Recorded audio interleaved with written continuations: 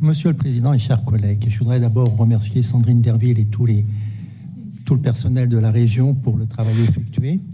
Je voudrais demander s'il va y avoir des réunions comme l'année dernière et si oui, est-il possible de les commencer le plus tôt possible de façon à ce qu'on ait le temps réellement de débattre. En ce qui concerne la lecture de ce que vous nous proposez comme orientation budgétaire 2026 pour notre région, ça me laisse une impression de déjà-vu parce que l'on peut traduire par « je continue comme avant en ne remettant pas en cause ma trajectoire puisque vous honorerez tout ce qui est déjà en cours et si la situation est moins mauvaise que ce que vous prévoyez, vous continuerez à dépenser. » En fait, ce n'est plus possible. Vous ne devez pas seulement vous réinventer comme vous l'évoquez, car avec les mêmes hypothèses, vous arriverez à les mêmes conclusions, mais vous réformez. Avoir ce que vous appelez un crédit d'équilibre à 316 millions pour 2025, grâce notamment au décalage de certains projets indépendants de votre volonté, montre que depuis de nombreuses années, vous vivez au-dessus de nos moyens. Comme le président Pascal Cotz nous l'a indiqué en commission de finances, le redressement de la trajectoire devrait passer par une volonté de 300 millions de dépenses en moins et nous ajoutons principalement en frais de fonctionnement, mais pas que. Ceci étant dit, nous vous proposons un contre-projet puisque ce matin, vous avez dit à Edwige Diaz qu'il n'y avait pas assez de propositions et en fait, nous allons vous proposer des orientations budgétaires du Rassemblement national. Il se décline en 3 axes, prioriser, rentabiliser, économiser. Nous orientons le budget 2026 exclusivement vers les priorités de tous les néo-aquitains, rien que les néo-aquitains sans idéologie aucune. Premièrement, prioriser. Nous devons faire le choix prioritaire des investissements au détriment des frais de fonctionnement non directement indispensables. Le Rassemblement national fait clairement ce choix des investissements à valeur ajoutée pour la Nouvelle-Aquitaine. Des pans entiers de notre économie ou vitaux pour l'avenir de notre région, comme l'éducation, sont en souffrance. Nous pouvons aussi citer l'agriculture, que vous n'évoquez pas dans vos orientations stratégiques, le commerce, l'industrie avec notamment la construction automobile, la sécurité dans nos lycées. Petite remarque, la généralisation des éco-socio-conditionnalités étendue même à la reconquête industrielle, page 47 de votre budget primitif, me paraît déplacée dans ce contexte économique actuel. Mais nous en reparlerons. Notre priorisation est en rupture avec votre idéologie citée dans les orientations budgétaires de 2025 qui correspond à la politique que vous menez depuis un certain nombre d'années. Je vous cite. Pour investir, il faut un minimum de certitude et de confiance en le temps long. Non, il faut au contraire faire les investissements nécessaires pour avoir la confiance, car la confiance se mérite. Vous savez que les certitudes et la confiance dans le temps long ne sont pas près de revenir et vous orientez actuellement la dépense de la région vers du court-termiste ou ce qui est pire, vers de l'idéologie. Deuxième axe, rentabiliser. Il faut arrêter de piloter la région avec votre feuille de route Néoterra et ses éco-socio-conditionnalités qui excluent des projets vitaux de notre économie sous prétexte qu'ils ne seraient pas assez écologiques ou pas assez sociaux pour vous. Chaque entreprise a le droit de vivre, il est interdit de discriminer celle-ci en fonction de votre idéologie. Le temps de se faire plaisir, même avec une très forte majorité, est passé. Le Rassemblement national fait le choix de soutenir tout projet soutenable et d'intérêt évident pour la communauté néo-aquitaine. Troisième axe, économiser. Pour assurer les 2 premiers objectifs, un tour de vis sévère sur les dépenses de fonctionnement s'impose. En effet, nous ne sommes que très peu maîtres de nos recettes, vous le savez, et plutôt que de les mettre au maximum légal, comme par exemple la taxe sur les cartes grises qui ampute le pouvoir d'achat de nos concitoyens, la stratégie de baisse des dépenses est notre boussole. Vous savez qu'une majorité des Français réclament une réduction des dépenses de l'État plutôt qu'une augmentation des impôts. Si les néo-aquitains savaient comment sont gaspillés parfois les milliards de la région, par exemple à l'international, ils se révolteraient. Une revue détaillée de tous les postes, ce qui se passe dans toutes les bonnes entreprises du privé, doit être mise en œuvre en ne conservant que les dépenses vitales, voire souhaitables, ne mettant pas en cause les missions de la région, et notamment en faveur de ces entreprises, qu'elles soient industrielles ou agricoles, de ses transports et de ses lycées. Une adéquation des recettes quasi certaine sans prendre les annonces optimistes du gouvernement est ensuite seulement effectuée. On ne dépense plus qu'on pense avoir en recettes, mais on vérifie que les recettes couvrent ce que la région a besoin de dépenser. Petit rappel du contexte économique. Au niveau national, les politiques menées depuis 50 ans par les pouvoirs ont amené la France dans une impasse. Nous avons une dette record, un déficit budgétaire record, un déficit de la balance commerciale record, une instabilité politique record, une inquiétude internationale record, une ingérence de l'Union européenne record, etc. etc. Vous ne devez pas faire des prévisions budgétaires en vous basant sur les prévisions optimistes du budget national pour en déduire les vôtres.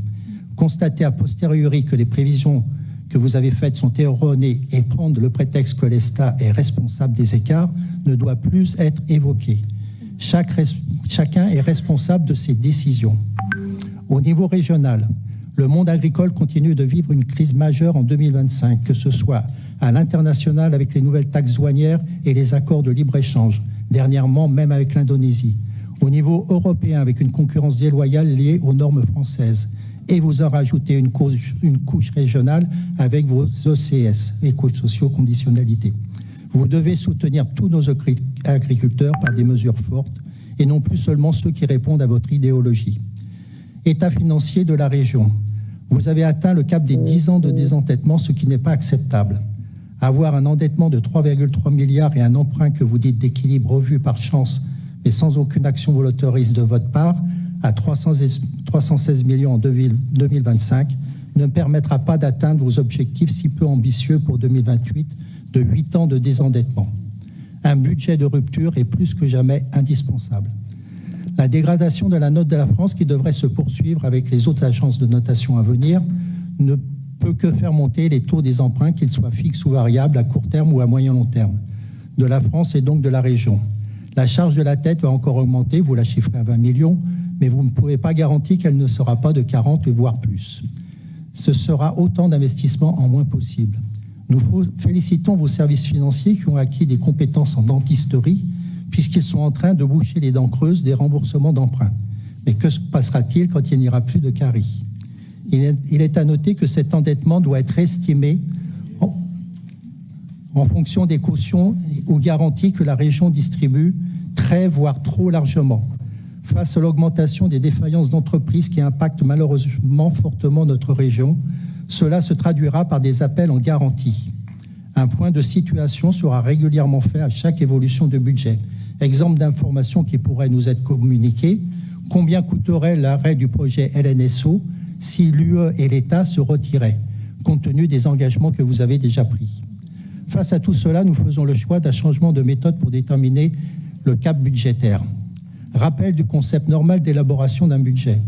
Le grand principe du libre consentement à l'impôt, qui permet de donner confiance au marché et donc de se refinancer, doit se traduire, comme cela se passe à l'Assemblée nationale, par le vote en priorité des dépenses avant de mettre en face les recettes nécessaires pour équilibrer le budget. Si elles sont insuffisantes, on revoit les dépenses. S'il n'y avait pas de dépenses, il n'y aurait pas d'impôt. Le consentement à l'impôt est donc bien le consentement aux dépenses. Les néo-aquitains sont jusqu'à présent consentants aux impôts et taxes de la région, non pas parce qu'ils sont d'accord avec les dépenses, mais parce qu'ils n'ont non seulement pas le droit à la parole, mais en plus vous leur cachez la réalité de celle-ci. Quand vous annoncez à la CPME de Nouvelle-Aquitaine que vous êtes obligé de mettre en place la taxe de versement mobilité, nous le rappelons avant même de connaître le montant prévu des dépenses, vous ne leur avouez pas que vous envoyez en même temps de l'aide à la Chine qui est en train de les étrangler. Quand vous vous lamentez dans les médias sur le fait que vous ne disposez pas du budget nécessaire pour mettre en œuvre votre idéologie, vous ne précisez pas que vous entretenez encore des relations avec le Burkina Faso et son terrorisme. Le Rassemblement national choisit de ne s'engager que dans des dépenses indispensables, prioritaires, souhaitables et vérifiera que toutes les recettes, certaines voire probables, couvrent ces dépenses. Le budget ne se fera plus en fonction des recettes maximisées, mais en fonction des dépenses souhaitées. Si les recettes ne sont pas suffisantes pour vous, il n'y a pas de problème puisqu'en fait, il y a la dette. Nous procéderons à l'inverse. Nous vérifierons que les recettes compensent les dettes et nous prendrons des mesures pour qu'un retour à un maximum de 6 ans, 3, qui est la moyenne du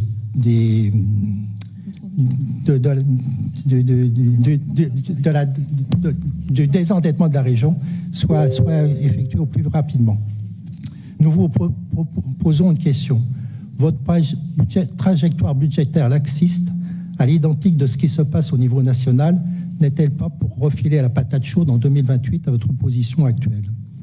L'emprunt d'équilibre ne sera plus le bouche-trou de votre gestion calamiteuse.